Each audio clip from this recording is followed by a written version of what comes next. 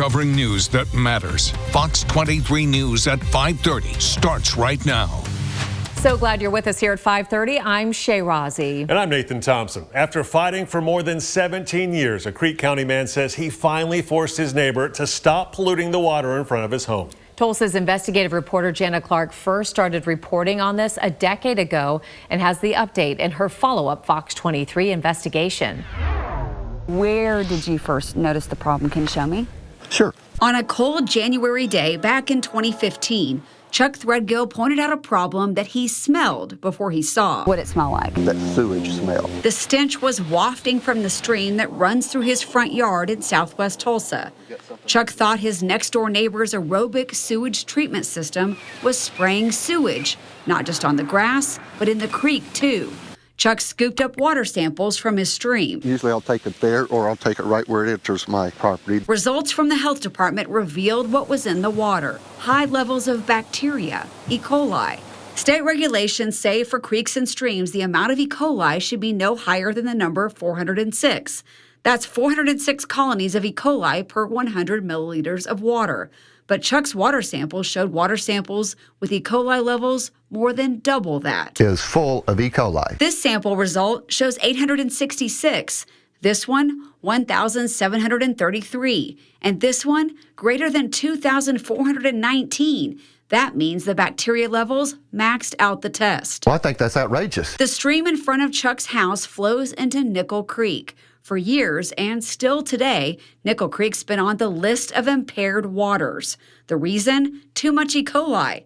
Nickel Creek flows into Polecat Creek, which flows into the Arkansas River. What's your biggest concern? Somebody could get deathly sick from it. Now, 10 years later, I talked to Chuck about this again. It's been a long time since I have seen you. It has been a while. This has been a long journey. You know what you told me all those years ago? I have no idea. You talked about your granddaughter and how you were worried about her playing outside. That's right. And she has never been able to play in that creek. That grandchild will be a senior next year. That's how long this has gone on. Over the years, Chuck's tried to fix the problem. How frustrating was this for you over all these years? It was hair-pulling frustrating. He says as a Vietnam Army veteran, he knows how to fight. Let's just say from my service that I'm 100% disabled now. And we'll just skip all that middle part. Chuck asked his state representative, Mark Lawson, for help to deal with the bacteria in the creek. Tell me about your sign. He's not my state representative. He's not the least bit interested in representing me. Chuck says Representative Lawson promised to help, but didn't. I can put it more plainly than that. He lied to me. Said he would come out here. Said he would do everything he could. He did nothing. Chuck made a complaint about the sewage to the Department of Environmental Quality and says that didn't go anywhere.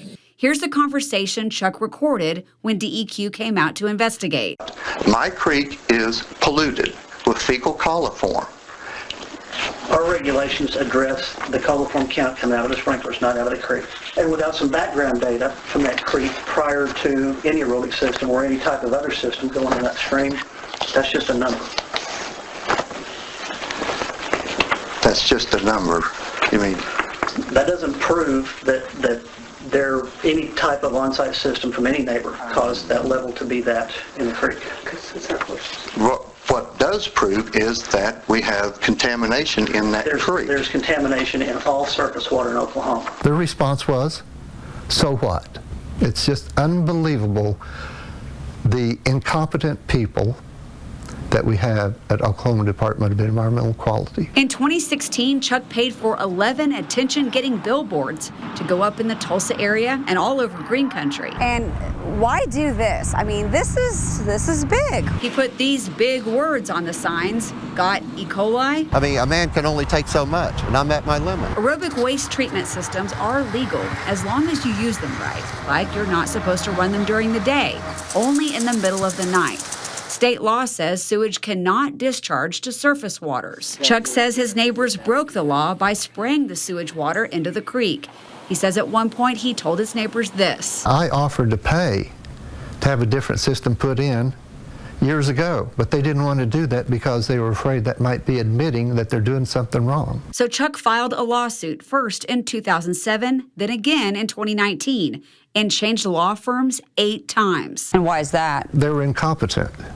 incompetent law firms that should never have taken this case. In the lawsuit, the neighbors said they have not violated any known standards, rules, or regulations.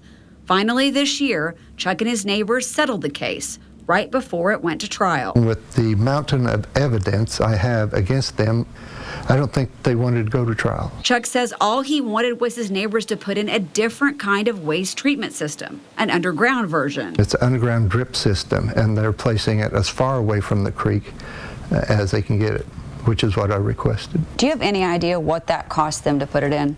I was told that they paid $8,000. How much did this lawsuit cost you?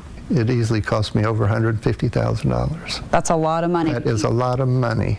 It's a lot of money to just get current laws enforced. All I wanted them to do was stop spraying their sewage water into this creek. You understand most people would not do what you did. I do understand that. It's not about money. It's about doing the right thing. I tried to talk to Chuck's neighbors, but no one answered the door.